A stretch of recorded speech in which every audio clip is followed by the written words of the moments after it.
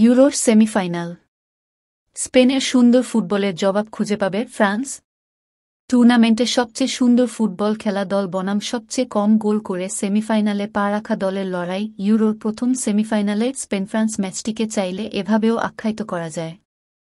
ইউরোয় এবার ফেভারিটদের তালিকায় ছিল না স্পেনের নাম, কিন্তু তরুণদের নিয়ে গড়া দল নিয়েই বাজিমাত করছেন লুইস ডে লা ফুয়েন্তে। অন্যদিকে হট ফেভারিট হিসেবে টুর্নামেন্ট খেলতে এসে বলতে গেলে ভাগ্যের জোরেই সেমিফাইনালে উঠেছে ফ্রান্স।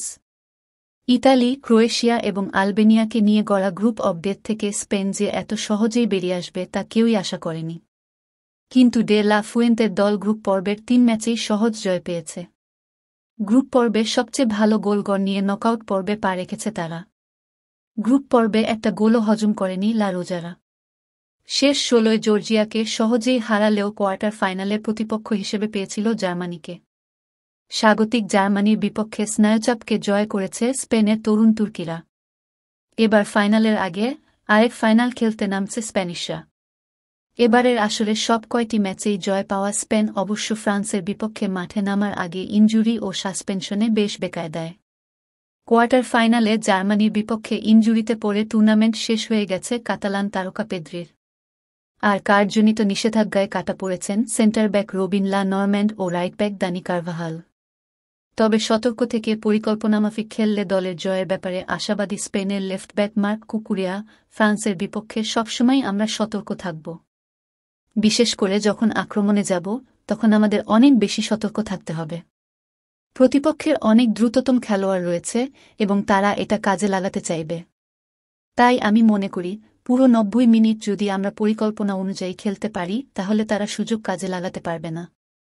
তাই আমাদের সতর্কতার বিকল্প নেই। যখন আমরা বল হারাব তখন তা দ্রুত পুনরুদ্ধার করতে হবে। তাহলে আমাদের জন্য অনেক সুযোগ তৈরি হবে। দল হিসেবে আমরা অনেক ভালো ফুটবল খেলি। আশা করি সবকিছু ভালো যাবে। টুর্নামেন্টে এখন পর্যন্ত স্বরূপে আবির্ভূত হতে পারেনি তারকায় ঠাসা ফ্রান্স।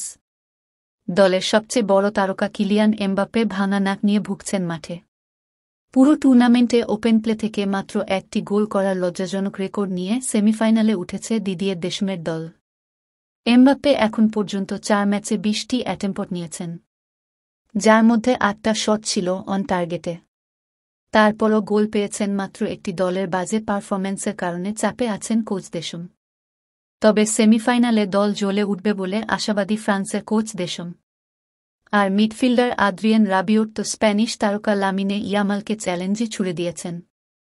তার দাবি, ইয়ামাল স্পেনকে সেমিফাইনালে তুলতে যা করেছেন ফাইনালে ওঠাতে তার চেয়ে আরও অনেক বেশি কিছু করতে হবে।